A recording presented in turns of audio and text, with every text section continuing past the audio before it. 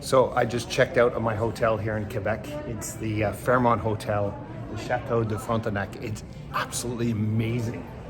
I had to just show you a little bit of the inside here. Check this up upstairs. Look at that. Isn't that insane? And I'm going to, oh, and by the way, this is an amazing place to go have something to eat. Incredible food, incredible food. Anyways, I'm gonna get out of the hallway here so I can kind of share what I wanted to share with you. Go down the stairways of this is just the coolest hotel. Quebec City is amazing, by the way. If you've never been, highly recommend you go. It's absolutely awesome. So I was there. Here, I'll have a little seat here. The lighting's gonna be a little bit shitty, but we'll be fine.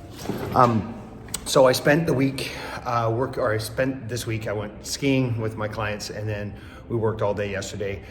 It was a fantastic day, worked with all the partners, and something came up at lunch.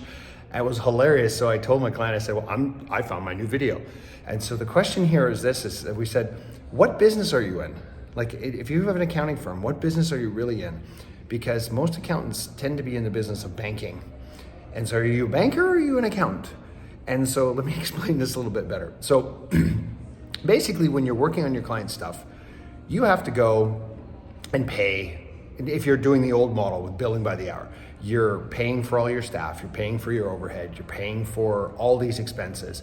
And then you are finally finishing up the work. Then you give them the invoice, and then you have to wait 30 days, 30, 60, 90 or whatever, because you look at the aging AR and you have all this money outstanding. It's kind of like when you think about it, when you go to buy a car from Ford or from any dealership, you buy the car and then they finance it. So that's the financing arm gets you, and so you can pay it over a period of time.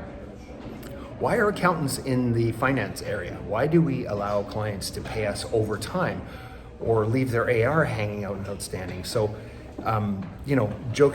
funnily enough, when I had my accounting practice, the AR was one of the things I was trying to fix first. Like when I was in a traditional model, then I sold my practice, or that practice imploded. I started my own firm, and then I started testing and trying new different things.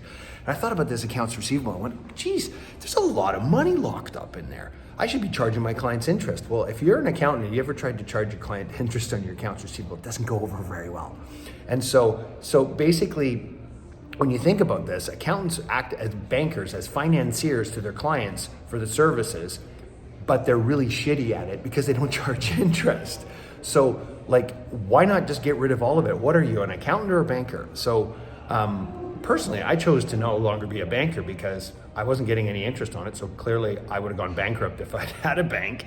And I figured let's be an accountant, but let's get paid beforehand. So there's a concept that I use in the Accountant Success Firm that's called stop chasing the money. Just don't chase the money anymore. Get paid before you do the work. And to get paid before you do the work, you have to clearly outline what you're gonna do for the client, and they have to agree to it, which is more of an adult way to do business as far as I'm concerned anyways.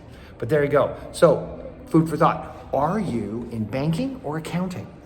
And as I said, last comment here, downstairs in the dungeon.